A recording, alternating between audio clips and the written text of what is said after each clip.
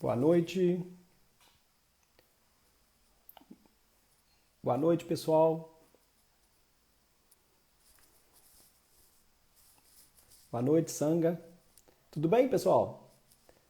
Doutor Geraldo está na área aí. Marco Dorize. Pessoal, boa noite para vocês. Larissa. Sejam bem-vindos aí para essa nossa live de hoje. Para nossa live hoje muito especial. Uma live com um convidado que eu sou suspeito para falar, um cara que eu admiro muito, muito especial nesse dia de hoje. É um prazer enorme tê-lo aqui, que é o Dr. Geraldo. Tá? Daqui a pouco eu vou convidar o Dr. Geraldo para participar da reunião. Muito obrigado aí pela presença de vocês. Só dar um recado aqui antes de chamar o Dr. Geraldo, parente Daisy, Dorothy, legal, gente. Sejam bem-vindos aí à nossa live. Antes de começar a live, pessoal, eu só queria dar um recado aqui, rapidinho, para avisar que essa live de hoje é uma live de aquecimento para imersão diagnóstico seguro que nós vamos fazer nos dias 21, 23 e 25 de agosto. Tá? Então, nessa imersão, para quem está chegando agora, às vezes não me conhece, eu, Luciano Coelho, que sou especialista em clínica médica pelo FMG, médico gastroenterologista e professor de semiologia, com mais de 20 anos de experiência, eu vou abordar, vou te mostrar os fundamentos do método que eu desenvolvi para você também chegar ao diagnóstico de qualquer doença com segurança, tá bom? Então, para participar dessa imersão, a gente pede que você faça inscrição no link que está na bio do perfil, tá? Então, quando acabar, não precisa sair agora da live para fazer, quando acabar essa live, você pode ir lá na inscrição no link que está na bio do perfil e fazer essa inscrição. Ok, pessoal? Mas o que a gente pede é que quem tiver algum colega, se você tem algum colega que queira participar dessa discussão de hoje, participar dessa imersão, que se interesse por essa discussão de diagnóstico, raciocínio clínico, semiologia, que a gente peça que se você tem algum colega da faculdade que você acha que possa interessar, que esse conteúdo seja interessante, compartilhe com ele, mande um aviãozinho, convide para participar com a gente, tá bom? Vai ser um prazer ter vocês com a gente aí. E qual que é o objetivo dessa imersão diagnóstico seguro? Esse evento é justamente feito para ajudar médicos e futuros médicos, os estudantes de medicina, no caso, que não conseguem, têm dificuldade de aplicar aquele conhecimento teórico que tem na faculdade, para aplicar na prática, na hora que está atendendo o paciente, às vezes não sabe como identificar os sintomas chaves do caso, tem dificuldade de fazer algum diagnóstico diferencial, avaliar, solicitar, tem dificuldade de pedir exames, qual exame pedir, para quê. E mesmo quem tem dificuldade de usar todas as informações durante o encontro com o paciente, da anamnese, exame físico, quem tem essas dificuldades, é para isso que nós estamos fazendo essa imersão, tá? Então, se você é médico ou futuro médico deseja resolver todas essas questões para chegar ao diagnóstico de uma maneira mais segura, então não perca essa imersão, tá? Vai ser muito legal. E para esse evento ficar melhor, por isso nós estamos fazendo essas lives de aquecimento durante essa semana e semana que vem. Por isso que hoje nós vamos fazer essa live especial com o Dr. Geraldo, tá? Dr. Geraldo, um amigo de longa data, de infância, de profissão, de residência, de especialização. E, sobretudo, Dr. Geraldo foi meu colega no grupo de raciocínio clínico do professor Mário Lopes, lá na nossa época de estudante da Faculdade de Medicina da UFMG. Tá? Então, vou convidar o Dr. Geraldo aqui para participar com a gente.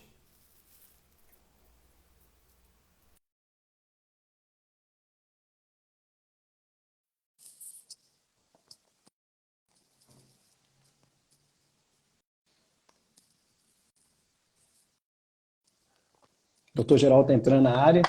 Ô, doutor Geraldo. Opa, Boa tá bom, noite, tudo Luciano? bem? Boa noite, tudo jóia. Boa noite, gente. Seja bem-vindo aí, tá aí Tá, nesse bate-papo aí.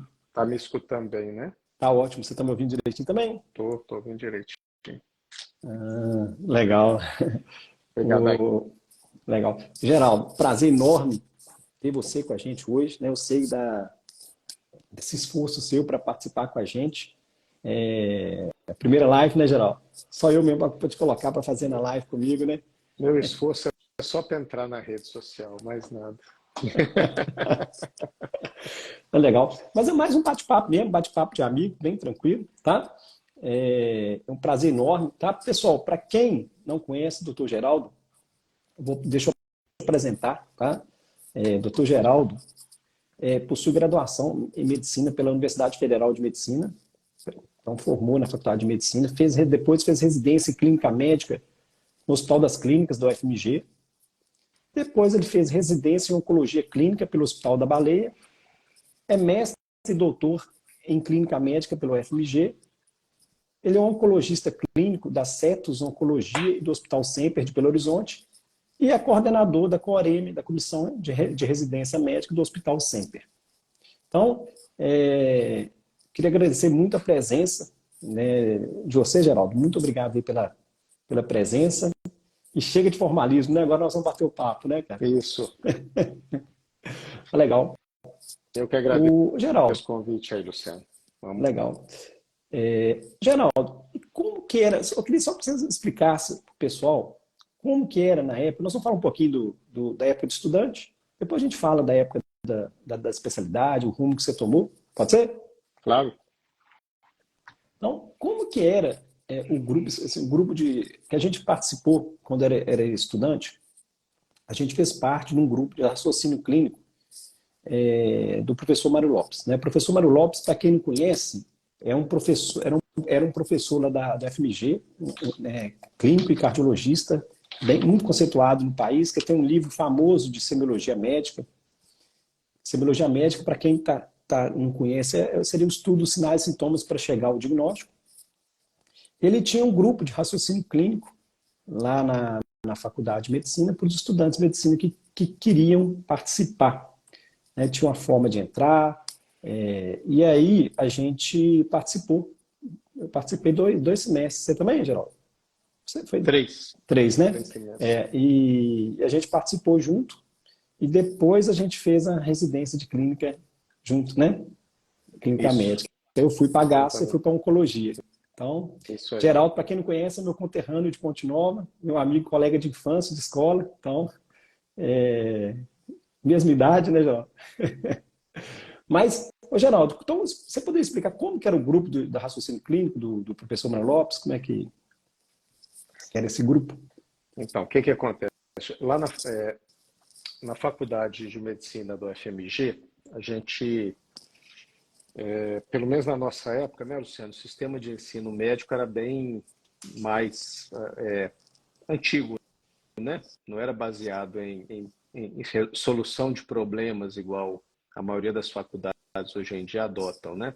Então a Isso. gente ficava 2 anos na área básica, que é muito boa, a gente recebe aulas lá de grandes doutores, não doutores médicos, mas doutores em ciências, né? Das várias especialidades, das várias áreas, bioquímica, biofísica, fisiologia, anatomia. Mas a gente tem muito pouca coisa prática de medicina nos 2 primeiros anos de curso. Isso. Depois a gente vai para o ciclo profissionalizante lá dentro da faculdade, e no 5º e 6º período a gente aprende sobre semiologia, né? Entrevistar o paciente, começa a atender consulta, e aí vem aqueles conceitos da área básica na nossa cabeça de novo, fisiologia, fisiopatologia, histologia, e fica aquela mistura, né? E eu acho que nessa hora, 6º, 7º período, começou a me dar uma certa angústia de que eu tinha que tentar sistematizar esse conhecimento que eu já tinha na cabeça junto com o que eu estava adquirindo, né? E aprender algumas técnicas ou alguma forma de pensar e raciocinar para conseguir fazer diagnóstico. Eu ouvi através de colegas que existia o grupo de raciocínio clínico, colegas mais antigos na faculdade, na época eu estava no 6º para o 7º período, ouvi que o período ideal para se entrar era em torno do 8º, mas eu acabei me inscrevendo e entrei no 7º período para o grupo, né? Algumas pessoas entravam um pouco antes. Esse grupo consistia numa reunião semanal aos sábados, que era de 7 da manhã até umas 10 da manhã, e numa sala fechada com o professor Mário Lopes, e aberto apenas para os componentes, para os integrantes do grupo, não era aberto para o público, não. e nela se discutia, e eventualmente algum convidado, né? Algum colega, algum médico, etc. Cada semana havia uma discussão, eu não me lembro se era um ou dois casos que eram apresentados. Era um. Era um caso. Era um que apresentava, só que os outros assim, discutiam em paralelo com ele, no nosso caso, durante a semana. Né? A gente se reunia entre si em grupos e com o professor, e Isso. a gente escolhia primeiro qual que é o caso que a gente ia discutir. Geralmente era um caso da enfermaria. Como nós ainda não estávamos frequentando a enfermaria, geralmente o próprio Mário Lopes indicava algum caso e a gente ia, conhecia o paciente, pegava o prontuário, pegava os dados, né, se apresentava para o paciente, ia atrás do residente que acompanhava o paciente. E aí a gente fazia uma exposição do caso clínico. Na época não existia PowerPoint, né, gente? Não existia nem Transparência. era transparência. A gente fazia as transparências e pouquinho tempo atrás, isso foi em 96 mais ou menos, né? Por aí. 96, 97.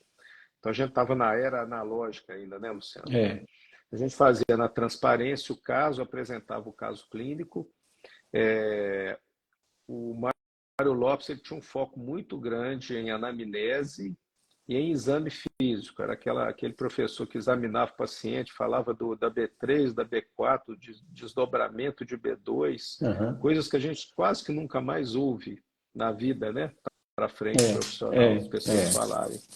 Pulso venoso jugular, principalmente a semiologia cardiovascular, ele era bem rico, bem rigoroso, né? Bem rico e bem rigoroso. E após apresentar o caso, a gente tinha que fazer uma discussão de todos os sintomas e sinais que a gente via no paciente e elaborar, assim, um leque muito grande de hipóteses diagnósticas, né? Que é o que a gente ficava estudando ao longo da semana. Inclusive, escrevíamos, né? Em forma de relatório também. Isso. Então, elaborávamos. O paciente tem uma B3, pode ser um estado hiperdinâmico por causa de uma anemia, pode ser uma insuficiência cardíaca, pode ser isso, pode ser aquilo, pode ser por causa de uma doença pulmonar crônica. E a gente elaborava várias hipóteses, aquilo ia funilando até a gente chegar nas hipóteses principais no final da discussão. E ele fazia um comentário final, né, sobre o caso e abria para discussão, né? Essa sistematização de raciocínio clínico, que nada mais é do que uma forma de você aplicar a metodologia científica, né, ao raciocínio clínico. Na época eu não tinha maturidade para conversar nesse nível com o Mário Lopes ainda, nem maturidade em termos de conhecimento, mas eu acho que o Mário Lopes era um sujeito muito à frente do seu tempo no que se tratava de medicina baseada em evidência. Lembrar, gente, que vocês hoje em dia conhecem a expressão medicina baseada em evidência, né? Lá do David Sackett, lá da McMaster, do Cochrane, lá na Inglaterra. Mas o termo medicina baseada em evidência ele explodiu mesmo, foi nos anos 80 para os anos 90. E nós somos alunos nos anos 90, né, Luciano? Então, o primeiro livro do Sackett, se eu não me engano, é dos anos 90. Ele deve ter sido na época que a gente estava na faculdade. Isso. Então, assim, não era uma coisa difundida. Até porque não chegava, demorava a chegar para cá, né? Assim, demorava, tinha uma defasagem, a informação demorava aí no mínimo 6 a 10 anos para chegar, né? Hoje em dia chega, né? Ainda não tinha internet, né? A internet estava nos seus começando. O Mário Lopes, por exemplo, a gente ia para a biblioteca da faculdade, não existia revista online, né? Pode parecer absurdo para quem é novo aí, mas não existia revista, não existia biblioteca digital. Então, o Mário Lopes ia para a biblioteca às 6 horas da manhã, na hora que abria, e ele tinha 5 ou 6 periódicos que ele acompanhava diariamente, e que os que chegavam ele pegava, lia os artigos, lia os relatos de caso, que era o quê? New England, JAMA, Archives of Internal Medicine, né? Lancet. Era um Lancet. Uns 4 ou 5 periódicos que ele acompanhava sistematicamente. E para a gente conseguir rever um determinado tópico, um determinado tema, a gente tinha que ir num tal de index médicos, que eram uns livrões assim, que ficavam na biblioteca, que que saía mês a mês, tudo que saía de artigo científico saía nesses livros, né? Não tinha busca de computador. Então ele estava sempre lá no Index também pesquisando, né? E fazendo anotações, né? Era muito interessante a gente ver isso, porque não era uma coisa que a gente estava acostumado a ver na época, a gente estava acostumado a estudar em livro, no máximo, né? O Mário, ele me colocou dois termos que eu achei até que ele tinha inventado, mas ele não inventou, já existiam, mas é uma coisa assim que estava muito na vanguarda na época. Um deles era diagnóstico de trabalho. Não sei se você lembra disso, Luciano. Qual que é o seu Lembro. Qual que é o diagnóstico de diagnóstico de trabalho para o trabalho? paciente?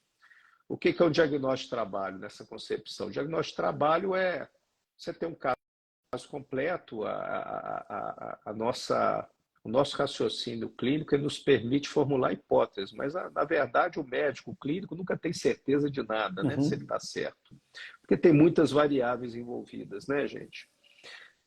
Só que a gente tem em determinado momento que criar um diagnóstico na nossa cabeça que vai nos permitir andar para frente, fazer o que precisar ser feito com o paciente. Então o paciente chega com febre, com dispneia, com tosse. Você pode fazer o diagnóstico de insuficiência cardíaca, de tromboembolismo pulmonar, de pneumonia, só que você tem que elaborar um diagnóstico de trabalho. Meu diagnóstico de trabalho vai ser que o paciente está com uma síndrome respiratória aguda infecciosa. Então, eu vou dar antibiótico, corticoide, vou fazer isso, aquilo outro.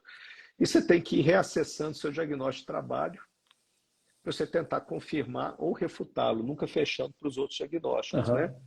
Então, tinha muito caso que a gente não conseguia fechar o diagnóstico e a gente trabalhava com um diagnóstico de trabalho, né? Até para você tomar decisão, né? Para tomar decisão clínica, exatamente. Né? Com o máximo de certeza possível dentro da insegurança da incerteza diagnóstica, né? A gente tinha um outro professor que era muito focado também no diagnóstico clínico e tudo, que era o professor Savassi. Isso. Você deve lembrar dele, foi meu preceptor também. Isso. Mas o Luiz Otávio Savassi Rocha, ele fazia sessões anátomo-clínicas. Então, o Savassi gostava muito do diagnóstico pós-mortem. Que é super interessante para aprendizado também, né, Luciano? Porque a gente acha tanto diagnóstico pós-mortem que a gente não suspeitava quando o paciente estava vivo. Justamente. E às vezes muda o caso completamente. Né? Só que é pós-mortem, né, gente? Então, assim, serve para a gente aprender, mas a gente quer salvar o paciente, né? Mas ensina, é um dos que mais ensina, né? Eu acho que a sessão anátomo-clínica é a que mais te ensina, porque tem aquela relação clínica patológica e você aprende muito. Há coisas que você não fez o diagnóstico, não pensei nisso, né? Eu me lembro de um caso que a gente tratou de pneumonia, de tuberculose, de doença inflamatória pulmonar, de colagenose. No final das contas, era um baita de um câncer de pulmão lepídico, que é um tipo de câncer de pulmão que se espalha pelos alvéolos, ele não forma nódulo, ele forma um processo broncoalveolar. E descobriu na necrópsia. Né? Mas hoje em dia, acho que até por questões legais, né, Luciano? Hoje em dia você tem questões legais envolvidas, é mais difícil você mexer com necrópsia. Né? Então, duas coisas que o Mário Lopes ensinou que não sai da minha cabeça. É o tal do diagnóstico de trabalho e o tal da medicina baseada no paciente, que ele falava também. Né? A gente já conhecia o termo medicina baseada em evidência, mas ele ia além, né? Assim, o que importa é a medicina baseada no paciente. Hoje é comum a gente ver aí as grandes organizações falarem do patient-centered care, né? que é o cuidado centrado no paciente e tudo. Na época a gente realmente não ouvia falar essas coisas, né? E o cuidado voltado para o paciente, o cuidado medicina baseada no paciente, gente, é justamente a gente juntar o que tem melhor da evidência científica e tentar aplicar aquilo da melhor maneira para o nosso paciente, né? E aí, assim, quando eu falo de incerteza, é porque as incertezas são de todos os níveis possíveis. Primeiro, está relacionado ao seu grau de conhecimento das entidades nosológicas, né? Das doenças. Segundo, está relacionado à sua capacidade de retirar daquele paciente a informação que você precisa, né? Está associado também o grau de certeza que você vai ter ao seu nível de acesso a exame complementar e do grau de confiança que esse exame complementar vai ter, né? Que a gente sabe que nem todo exame, nem de todo lugar é confiável. Às vezes ele te induz a erro, né? E por fim, a gente saber identificar e aceitar as preferências do paciente, que muitas vezes o paciente tem que participar também da escolha nas decisões terapêuticas, né? Isso eu vejo mais do que nunca agora na minha especialidade, na oncologia, né? Talvez para você fazer um diagnóstico do hospital você não precise disso, mas a partir daí você precisa. E o grupo de raciocínio clínico não era só para a gente dar diagnóstico, ele era muito focado em diagnóstico, mas ele era para você dar uma solução melhor para o possível paciente. naquele caso. Isso, Né? e ele exigia muito que a gente fizesse uma análise psicossomática do paciente também, né? Uma análise psicológica é importante, né? Era bem legal, né? Então, você aprende muito com isso, muito com isso. Né? Ele pedia que a gente fizesse um perfil psicológico do paciente, na análise, né? Então, isso me ajudou muito na minha especialidade, que tem muito distúrbio psicossomático, muito legal. Muito. Ô, Geraldo, e quando você entrou na...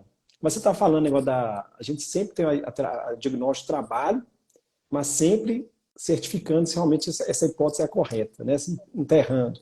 Eu falo com os alunos essa teoria do pé atrás. Né? Eu fico sempre com o pé atrás, né? Na prática. Né? Mas para entrar no curso no grupo do professor Mário Lopes, você teve alguma dificuldade? Teve não, né? Assim... Não tive dificuldade de entrar, era por indicação, surgiam vagas todo semestre, várias pessoas desistiam. Uma vez que você estava lá, era bem estressante, né? Acho que para a gente que era muito novo, né? Por quê? Porque o Mário era uma pessoa extremamente rigorosa, muito sistemático, né? Ele não aceitava atraso, não aceitava desculpas, você não podia faltar, você não podia atrasar, porque senão você saía. Você não tinha segunda chance, não. Tinha que andar na linha. Tinha que andar na linha, né? Depois de um semestre, eu virei um dos coordenadores. Geralmente tinham dois coordenadores, né, que organizavam as coisas para acontecerem, tudo.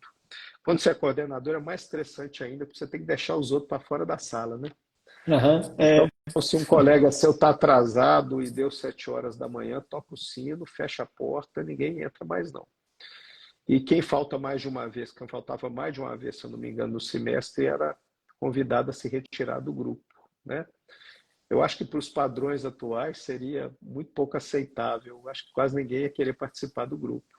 Mas, por outro lado, acho que esse grau de rigor, Luciano, dava uma seriedade, e fazia com quem estava lá, eram pessoas que realmente queriam ficar. Comprometidas, né? O comprometimento era muito alto, né? E o nível subia, né? Era muito legal.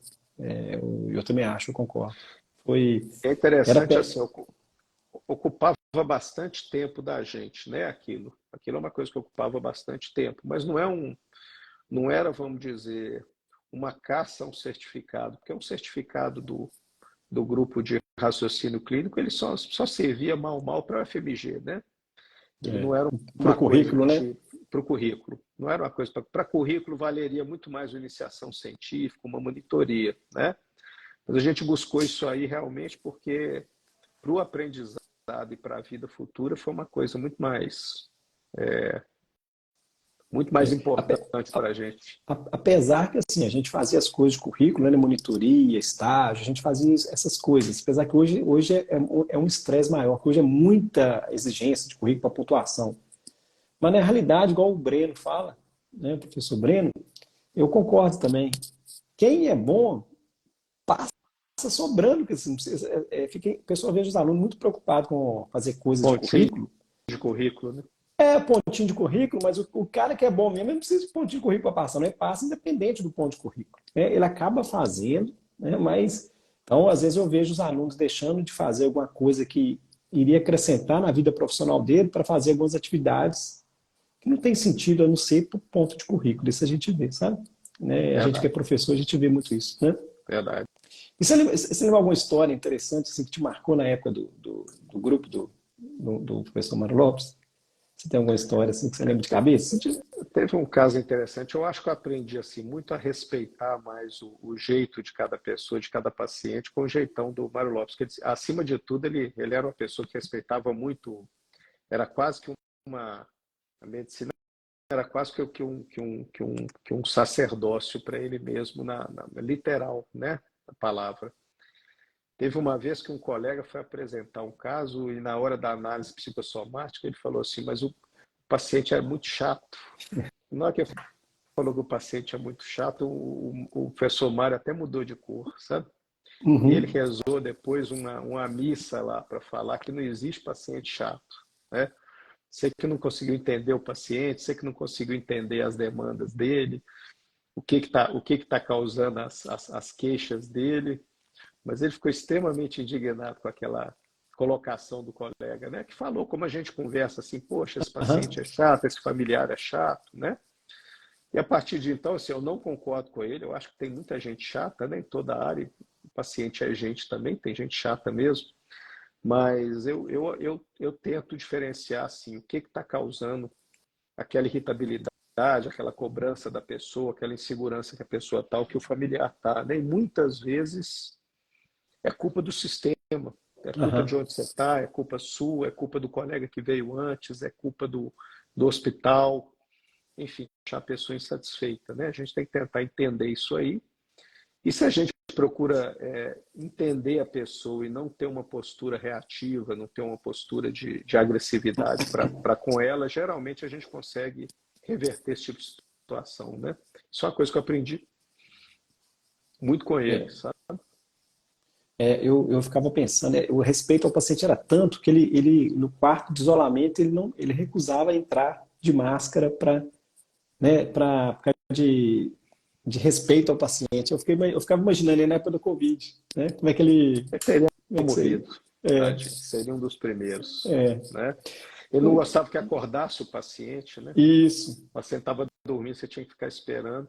Se duas pessoas, hoje é uma coisa que eu vejo que é muito comum, né? Você entra dois acadêmicos num, num, num, num leito e um examina aqui, o outro bota oxímetro e tudo. Se ele visse duas pessoas ao mesmo tempo examinando o paciente, era, era uma coisa assim, de outro mundo, né? Aham. Porque realmente não admitia que o paciente fosse examinado por duas pessoas ao mesmo tempo. A não ser que ele examinasse, explicasse ao paciente, olha, tem um aluno meu aqui, etc., e o aluno fosse lá e examinasse. Mas aquele negócio assim, vamos fazer rapidinho aqui, eu vejo a pressão, você Aham. explica o coração, você vê, que é uma coisa que você vê acontecer no dia a dia, é uma Aham. coisa que me É, incomoda hoje, eu acho que muito por ter vivido esse exemplo, né? é. Mas eu concordo também. Eu vejo alunos, um faz anamnese, outro faz exame físico. É Isso. interessante. Mas e Geraldo, como é que foi, qual foi o impacto do grupo na sua vida profissional? Assim, o que você pensa assim, dessa, qual foi o impacto na sua vida como estudante, como médico? Assim, né, eu te convidei porque realmente assim, você é um cara do cara assim, excelente de diagnóstico, né? Eu quis trazer hoje um pessoal para que o pessoal conhecesse essa pessoa que tem um raciocínio diagnóstico, né? A oncologia clínica, eu acho que é uma das especialidades que mais usa a clínica médica, porque você avalia, querendo ou não, o corpo inteiro, né? Então, para você ser um oncologista clínico de sucesso, você tem, né, que ter um bom raciocínio. Então, qual foi o impacto do grupo na sua vida profissional? Você consegue mensurar? É difícil de mensurar, mas eu sei que é muito grande, viu? Eu acho que eu seria outra pessoa se eu não tivesse participado dessa experiência. Eu sei que outras pessoas tiveram excelentes formações por outras vias, né? Reconheço. A nossa foi essa, Aham. e eu sou muito grato por ter passado por isso, porque assim, tanto do ponto de vista de relacionamento, de respeito com o doente, quanto essa sistematização, Luciano, realmente do pensamento, porque eu vejo que é uma coisa que a gente não tinha muito, não aprendia de maneira sistemática numa Não, matéria na faculdade. Eu não sei como é que está hoje, mas muito não tinha pouco, essa assim. É. sistematização, né? Mas eu vejo pelo contato que eu tenho com residentes, esses últimos 20 anos eu tive muito contato com residentes já de oncologia, que já tinham feito clínica médica. Atualmente eu tenho muito contato com residente de clínica médica. E eu vejo que falta muito esse apreço e esse carinho por fazer um bom diagnóstico, né, inicial. A gente repete aquilo que alguém já escreveu, a gente se baseia muito em exame complementar. Isso é interessante, que é uma coisa que a gente tinha pouco na nossa época, né, gente? A gente estava no hospital público, apesar de ser um hospital de referência, Para a gente conseguir uma tomografia eram dias, para a gente conseguir uma ressonância magnética não tinha no SUS, você tinha que ganhar uma ressonância em algum lugar fora, né? Para conseguir um ultrassom custava uma semana. Então a gente tinha, uma semana. Então a gente tinha que fazer diagnóstico de À beira do trabalho leito. baseado na clínica, né? Isso é muito interessante na formação do médico. Depois que você tem acesso a exame complementar, eu acho que aquilo te acrescenta muito, mas você já começar de cara com acesso a tudo, talvez te desvirtue um pouco do caminho aí, você salta algumas etapas, né? Você acredita, desculpa te interromper, Claro. você acredita que eu, quando eu vim, né, formei na gastro, né, fiz clínica, fiz a gastro, você acredita que eu tinha, assim, sensação de culpa de pedir exame? Porque a gastro são muitos órgãos, a gente precisa fazer exame complementar. Né? Você acredita que eu pedia com culpa, a sensação assim, eu ficava assim, uma pessoa, Manoel, você está me condenando. Porque, assim, o diagnóstico, então, assim, a gente que é meio dessa geração, eu me culpava, nossa, será que eu estou pedindo exame demais? Né? Hoje, né, você já desprende um pouquinho, né? É, verdade. Na oncologia, a gente pede exame demais o tempo todo, né? Mas tem certas situações realmente que você consegue abrir mão do exame se você pensar Justamente. de forma mais racional, né? Para que eu vou fazer um exame de um paciente que está num quadro terminal clinicamente irreversível? Para que eu vou fazer uma tomografia nova para saber que as metástases aumentaram se ele está na última linha terapêutica, né? Uhum. Tem certas situações que algumas pessoas não raciocinam, não pensam muito, mas eu penso, às vezes até uma simples coleta de sangue incomoda, né? Uma pessoa que Uhum. tá fragilizada, né? E a gente vai passando por experiências até pessoais, de pessoas próximas também ao longo da vida, e a gente vê que não é tão banal assim. Ah, faz uma tomografia ali, faz uma ressonância, faz Uhum. uma endoscopia, faz uma biópsia, né?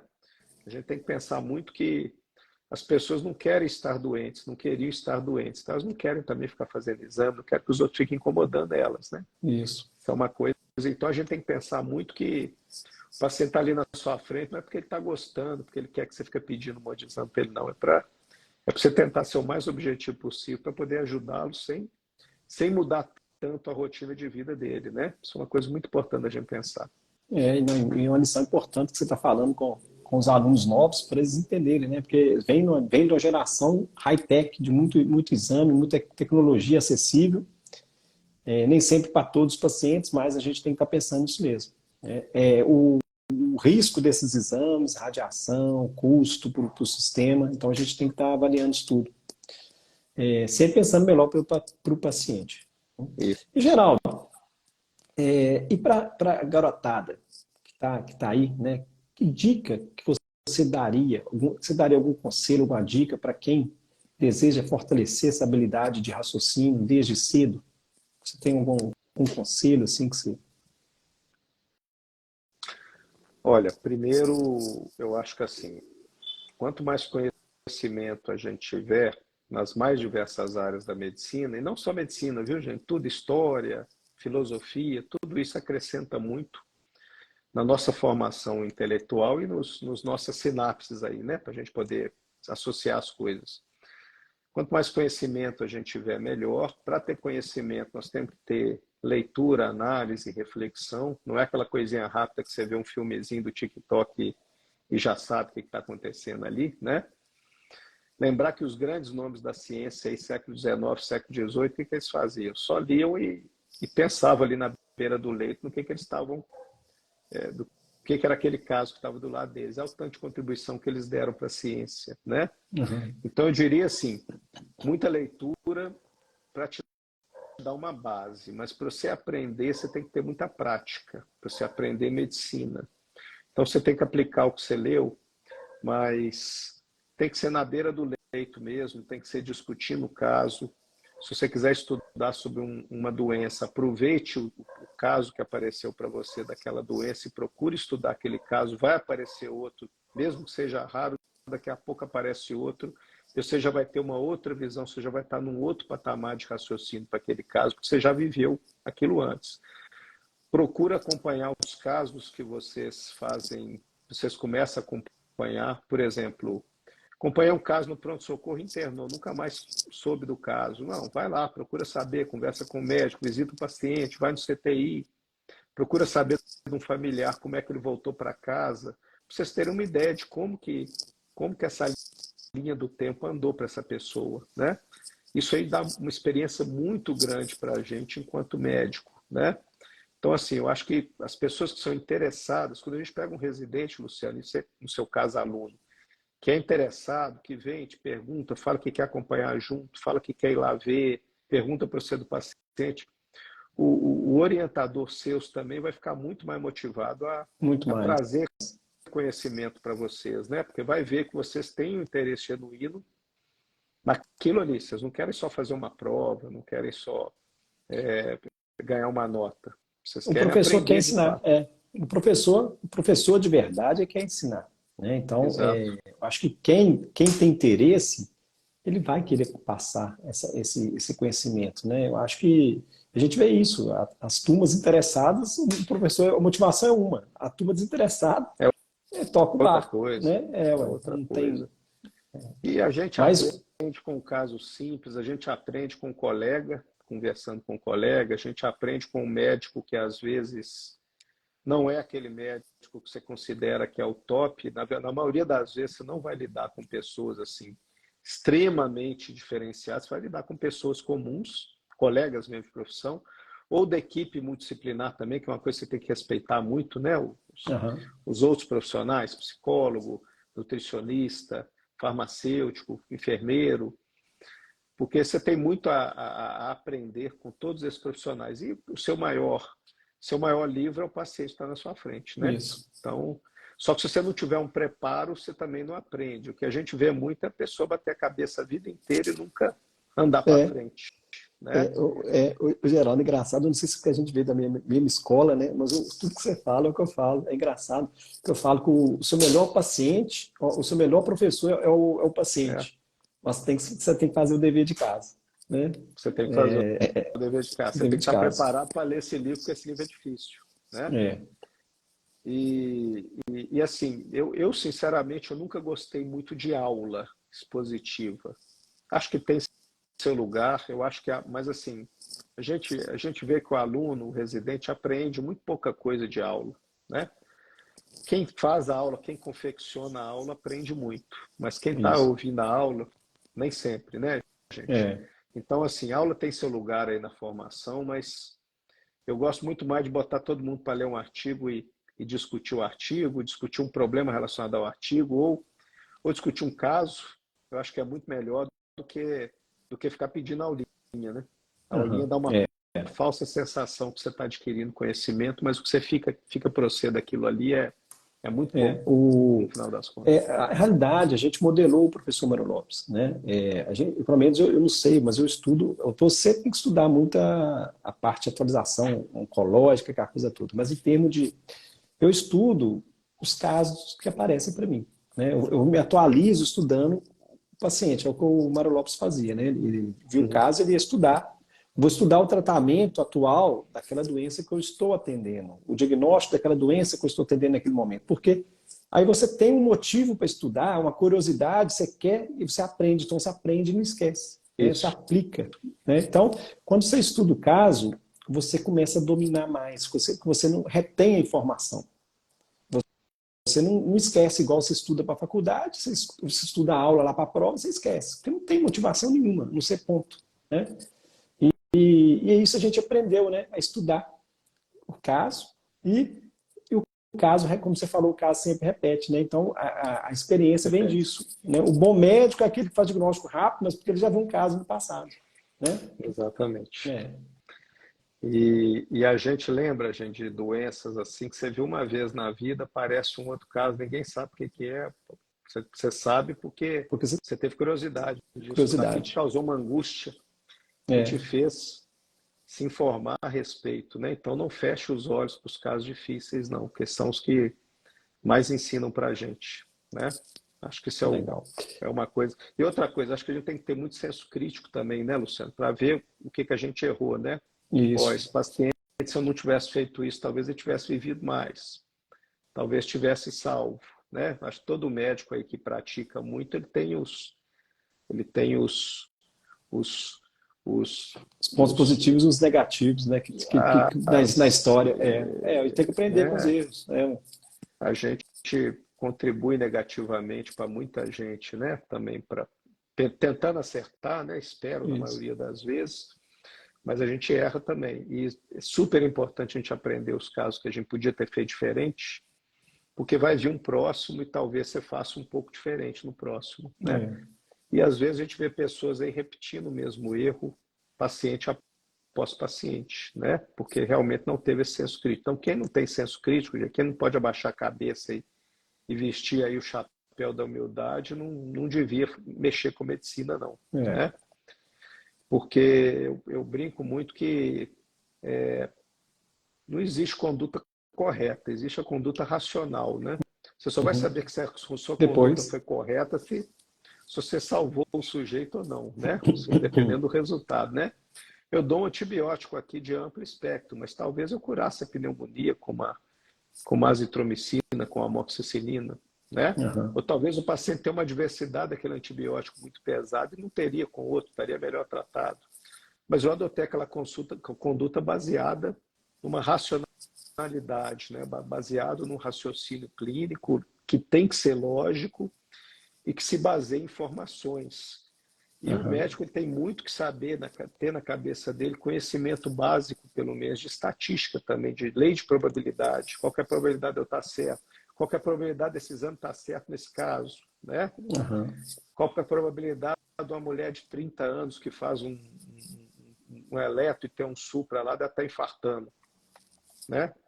A gente tem que entender esses conceitos de forma muito tranquila para a gente utilizar a matemática, a estatística, a lei das probabilidades também a nosso favor na medicina. Né? Isso.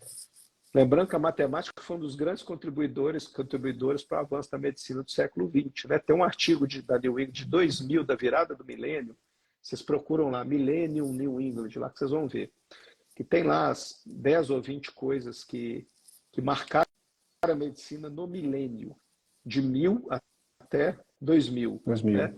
Uma delas é a estatística, a matemática. Né? Então, assim, sem matemática não tem medicina baseada em evidência, você não sabe se o que você está apurando ali de informação no estudo clínico é de boa qualidade ou não, né? E o pensamento do dia a dia nosso ele tem que ter muita matemática. Probabilístico. Você calcula a probabilidade o tempo todo, né? Às vezes não direto, mas indiretamente você está calculando, você tá usando a probabilidade sem saber. Né? Como dizia o Sir William Osler, né, que é o pai da clínica médica, né, que a medicina é a medicina moderna. ciência da incerteza e a arte da probabilidade. Né? É um cara que estava à frente do seu tempo, assim, né? Ele viveu lá do final do século XIX até, quer dizer, meados do século XIX até o início do século XX agora. E é um cara que foi um dos grandes marcos aí do pensamento do médico moderno, principalmente do clínico moderno. Isso. Né? Quem puder ler a respeito dele também, tem livros e tudo, e é um grande ensinamento que a gente tem. Eu acho que o Mário Lopes é meio que um discípulo do Osler. É um discípulo, assim. As frases, né, que a gente...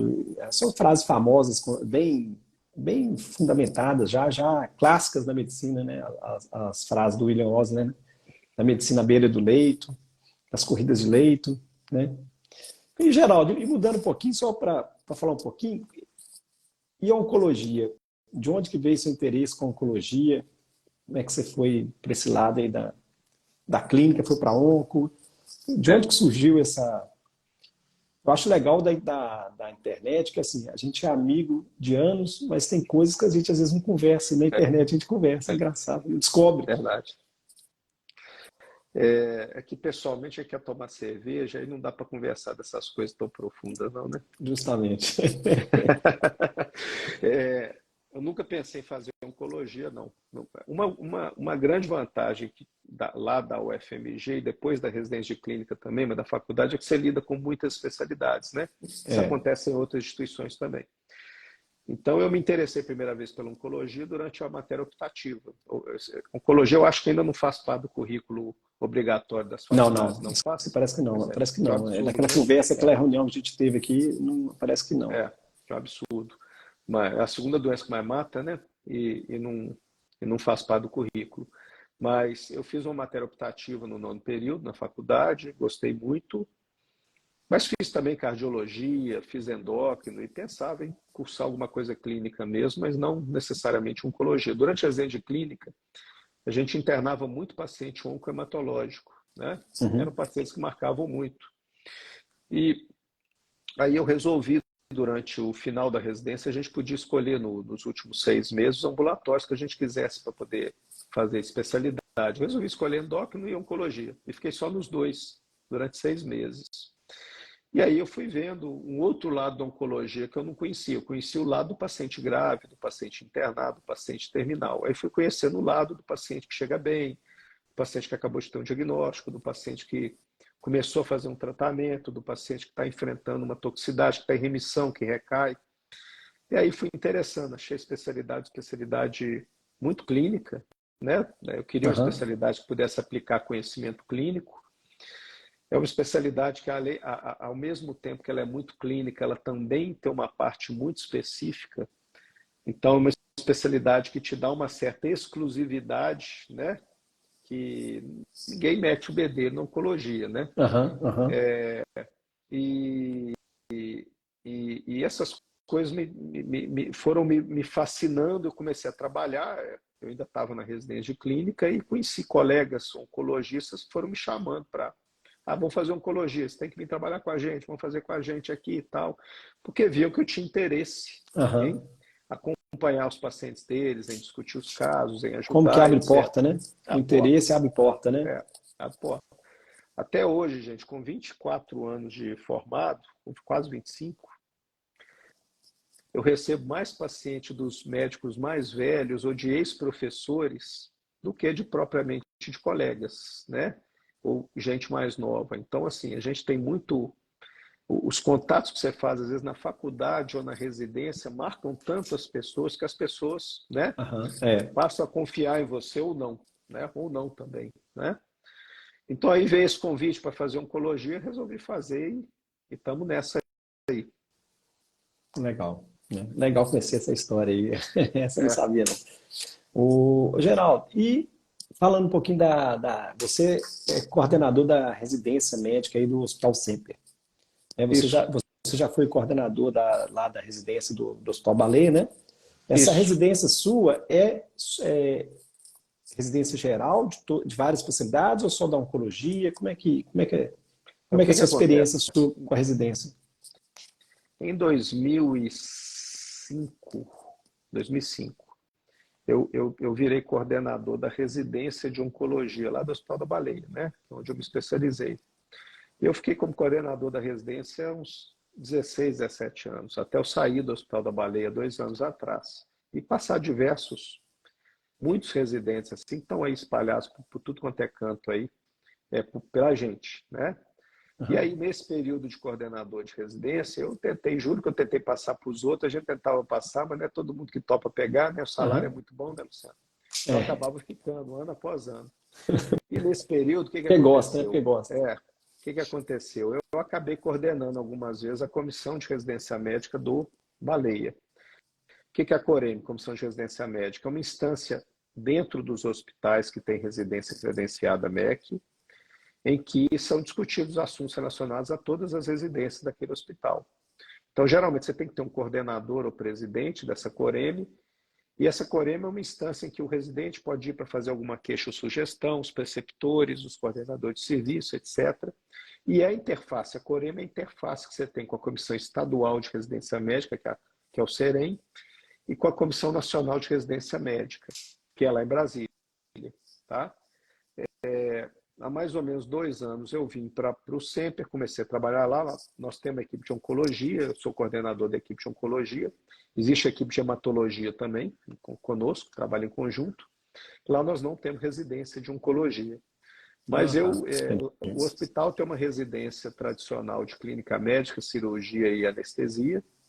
Eu fiquei conhecendo as pessoas, os residentes, os preceptores, e fui chamado para participar dessa ajudar a estruturar a Coreme do hospital, manter a Coreme, né? A Coreme já existia. E aí tem 1 ano e meio, mais ou menos, que eu sou coordenador da Coreme de lá. Mas não tem nada a ver o fato de eu ser oncologista. Eu tô na Coreme como Está na parte da... o residente de clínica de lá, dentre os rodízios, ele passa na equipe de oncohematologia nos pacientes internados, acompanha pacientes conosco. Porque a gente interna os nossos pacientes, né? Pacientes clínicos, basicamente. E geralmente eles gostam muito, né? Porque são pacientes que você faz muito diagnóstico, são muito ricos em semiologia, né? Muito ricos. Você vê muito achado semiológico nos pacientes, principalmente tumor gastrointestinal, né? Que é uma coisa que eu trato muito.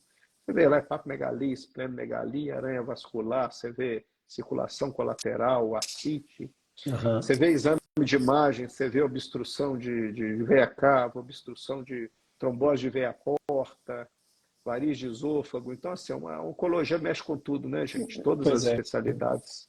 A gente tem que entender um pouquinho de todas elas para conseguir interagir. Porque a gente nem sempre tem um colega especialista do nosso lado, né?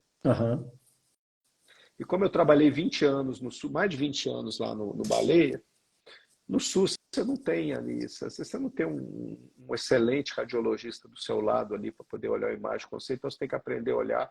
Tomografia, por exemplo, a gente olha muito a ponto de discutir com o radiologista, né?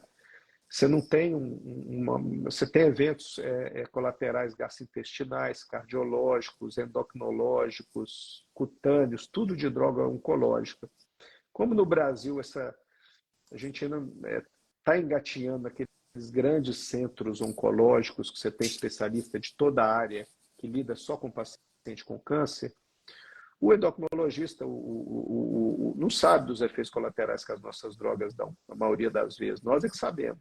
O dermatologista também não sabe. O paciente chega lá com racha acneiforme, eu falo, o que é isso? É uma alergia, não é alergia, é um racha acneiforme pelo uso do inibidor de FGFR. Né? Acaba vocês então, assumindo tudo, né? Acaba assumindo muita coisa de outras especialidades. Às vezes você vai trabalhando com especialista, mas você tem que dar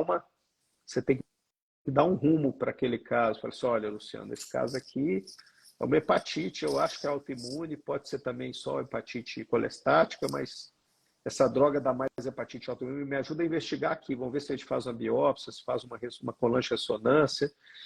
Né? E aí a gente tenta juntar o conhecimento do colega da outra especialidade com o nosso. Isso. Né? E aprende muito, né? Muito, essa discussão. Muito. A gente mexe com todas as áreas, né, gente? Porque tudo dá câncer, né? Pois é. Tudo dá câncer. Por isso que a onco é muito rica. E, Geraldo, e nessa experiência sua com os residentes, que tipo de orientação que você dá para os residentes aí que chegam, que você conversa com eles sobre raciocínio clínico? Como é que nas corridas de leito, como é que funciona essas orientações? Bom, nós estamos num hospital que é um hospital privado, né? Eu acho que assim, a gente acaba tendo acesso a mais exame complementar, esse tipo de coisa com mais facilidade, mais rapidez, né? Isso tem um ponto bom, que agiliza os casos, mas tem um ponto ruim, às vezes, que se atropela o raciocínio da pessoa, né? Antes a gente ficava dias e dias raciocinando o que aquele ultrassom ia dar até você ter acesso a um ultrassom, né? Mas eu acho que os aprendizados que eu tento passar assim com mais que passam por todas as especialidades. Primeiro, aquela pessoa que está ali, como muitas vezes a gente lida com os pacientes nossos do consultório que internam, primeiro, os residentes veem que a gente tem uma proximidade muito grande, pessoal com o paciente mesmo, com todo mundo, com o paciente, com a família. Você conhece a família, você conhece a história toda da pessoa, os detalhes, né?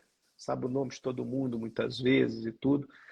Então, assim, a gente tenta passar assim, você tem que tratar a pessoa que está ali como se fosse um familiar seu, né? Aquela pessoa tem um background, tem uma família, tem várias pessoas ali que às vezes dependem dela, que você tem que tentar entender a situação de vida dela. Tento passar aquilo que eu falei para você aqui. As pessoas não querem estar ali internadas, não querem estar doentes. Então, vamos tentar resolver o que a gente puder resolver e dar alta para a pessoa, ir para a casa dela, né? Hoje em dia a gente tem essa vantagem que antigamente a gente internava muito para fazer investigação, né? Aham. Hoje em dia não é tão necessário isso Não, mais na hoje é mais maioria das rápido. vezes, né? Você consegue o exame de sangue rápido, a tomografia rápida, a ressonância rápida, né? Então, assim, um ponto de aprendizado muito grande para o residente é saber, primeiro, não confiar no diagnóstico que chega do pronto-socorro, ele tem que colher Uhum. a história toda, tem que ver os exames todos também. Segundo, aprender a trabalhar em equipe, ele tem que correr atrás do residente da cirurgia, do radiologista, do laboratório, quando ele tem dúvida, não comprar, principalmente quando vê um diagnóstico que você não está concordando muito, que não está batendo com o seu raciocínio, não confia naquilo cegamente. Tenta interagir com as outras pessoas, não aceita só o que está chegando para você de informação, não. A gente não pode se acomodar, né?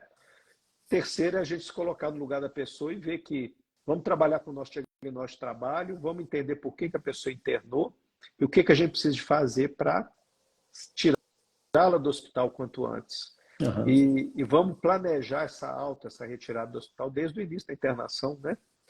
Que é uma coisa também que às vezes a gente não tem costume de pensar dessa forma, né? Assim, o paciente está com 10 dias internado, eu resolvo dar alta hoje, comunica a família, fala que está desesperado amanhã, porque não tem uma cama hospitalar, porque não sabe quem que vai olhar onde que mora, né? Porque não sabe quem que vai ficar com a pessoa. Então, assim, já tentar conversar no sentido assim, ó, nós estamos internando, na hora que o paciente começa a melhorar, eu já traço um plano meu, da minha cabeça para a família. Fala assim, Aham. olha, minha ideia é fazer isso, isso e isso, se a gente evoluir dessa forma, eu vou tentar dar alta para vocês até tal e tal dia. Vocês vão ter que se organizar nisso, naquilo e naquilo outra coisa, né? Isso tudo faz parte da nossa linha de raciocínio. Isso. E eu falo com o familiar também e com o paciente, olha, eu estou dando alta do hospital, mas não estou dando alta do acompanhamento, né? Então, é importante Exatamente. falar com... que às vezes o paciente tem alta e fica julgado, né? Eu acho que isso aí, e aí volta depois. Ou às vezes o paciente acha, o familiar acha, gente, assim, tem que estar curado para ir embora, né? Tem que estar É, do jeito que entrou, melhor do que entrou. E a gente fala, não, tem as indicações para estar dentro do hospital, mas o seu tratamento continua, você tem que melhorar mais, mas chega num determinado ponto que às vezes o hospital pode ser até prejudicial é. para essa É o, é o- evolução clínica. é o caso dos meus cirróticos avançados também, é a mesma coisa, né? Eu vejo o pessoal segurando o paciente no hospital e eu não, melhorou um pouquinho, eu já mando, eu acompanho agora, vai me dar trabalho, vou ter que acompanhar mais de perto. Dá mais A família vai ter que, trabalho. a família vai ter que me ligar, né? Mas é muito mais gratificante para o paciente, né? Dá mais E trabalho. para a família. Como a gente lida com pacientes que são nossos, né? Muitas vezes, assim, hoje em dia, né? É muito mais fácil também, né? Você dar alta, você criar essa relação, né? Uma coisa que a gente aprende muito na oncologia é lidar com o paciente também num quadro mais avançado de doença, né? Com limitação terapêutica, né? Um paciente no quadro terminal, né? Você também lida muito com isso na sua especialidade, né? Na gastro. Gastro também Aham, tem casos muito graves. Todas as especialidades, a maioria das especialidades tem, né? tem. Mas a gente lida com isso todos os dias, né? Então a gente vai aprendendo também a conversar com as pessoas, a lidar com as situações, né? A saber colocar o ponto de vista, explicar sem ser agressivo, Aham, sem assustar demais, mas também sem deixar de dar o recado, né? isso. É uma Não pode arte, ser né? superficial, não. Tem um É, jeito de falar, né? isso vai, com o tempo você vai desenvolvendo isso, né? Do seu jeito e a arte mesmo, né? Tem técnicas, né, para você aprender a dar notícia ruim, né? Tem técnicas, tem aulas e tudo, mas no fundo, a gente aprende com o que a gente vai fazendo ao longo do tempo. É. O Geraldo, tô vendo aqui já tá dando uma hora, né? Seu horário já deve estar. Tranquilo, Mas aqui, quando você conversa com a pessoa boa de papo, o tempo passa, né? passa Deixar rápido. que, deixar que nós vamos bater papo a noite toda, né? Mas você quer deixar algum recado para o pessoal aí? Mais quer falar mais alguma coisa? Olha, a maioria das pessoas que nos ouve são pessoas da área, né? São residentes, né? Vamos dizer assim, ou alunos, né? Isso. Eu acho o seguinte, para os alunos eu falaria, procurem fazer uma residência dentro do possível. Cada um tem uma realidade de vida. Pode parecer mais atrativo e mais fácil a gente terminar e começar a trabalhar, ganhar Aham. dinheiro. Mas eu acho que as piores residências ainda são muito melhores. Você vai sair muito melhor médico quando você termina elas do que a gente terminar a faculdade e simplesmente trabalhar, né? Então, procure estudar, procurar uma boa residência para vocês poderem se formar melhor e tudo. E para quem já está na residência, procura aproveitar cada momento, cada preceptor, cada plantonista e cada paciente para vocês poderem melhorar enquanto médicos, né? E pessoas também, né? E pensem que vocês estão num período de sacrifício, que a gente perde noite de sono, que a gente se priva, às vezes, de estar com a família, de dormir em casa, mas que a gente tem que fazer valer esse período, né? Não adianta ficar reclamando, não, que é um período que a gente tem que passar. Uma coisa que ninguém gosta é de gente reclamador, viu, gente? Então, assim, a gente tem que tentar encarar os problemas assim, da forma mais proativa possível, mais assertiva, mas sem ficar reclamando demais da vida. Ah, estou dando muito plantão, estou trabalhando demais. Ah, você me deu 10 pacientes. Ah, eu tenho que ficar até mais tarde na enfermaria. Reclamação é um negócio que não combina com medicina, não. É né? mesmo. Você tem que ter paciência.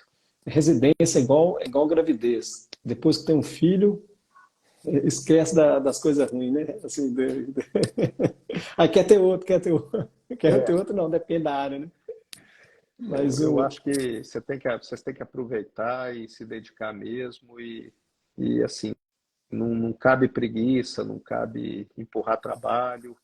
A profissão, a medicina, se você não exerce ela da melhor maneira possível, ela se torna extremamente desgastante. Eu acho que até que ao contrário, ela se torna mais desgastante.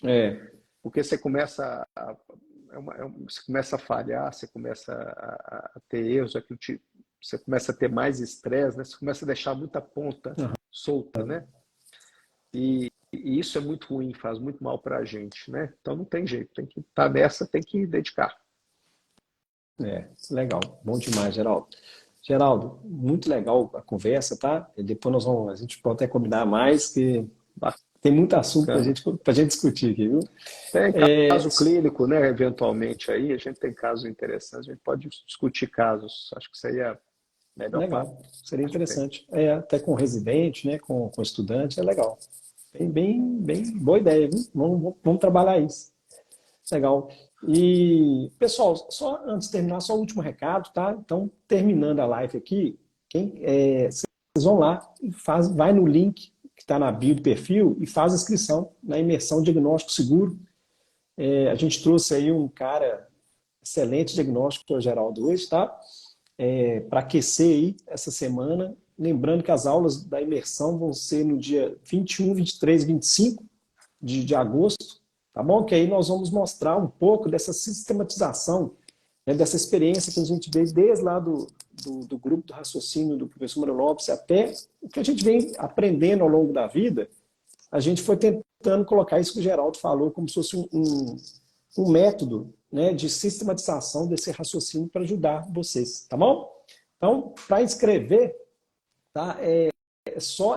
Você precisa só seguir 3 passos, tá? Entrar no grupo do WhatsApp, tá, gente? Então, vocês entrarem lá, para a gente mandar as aulas para vocês. Entrar no e-mail, e aí no e-mail que você informou, responder uma pesquisa que é importante para a gente ver qual é a expectativa de vocês aí, fazer uma semana voltada mais personalizada para vocês. E não esquecer, tá? Anote aí, para não esquecer o dia 21, 23, 25. Ok, pessoal? E aí, qualquer dúvida, vocês podem mandar um direct para a gente que a gente responde. Beleza?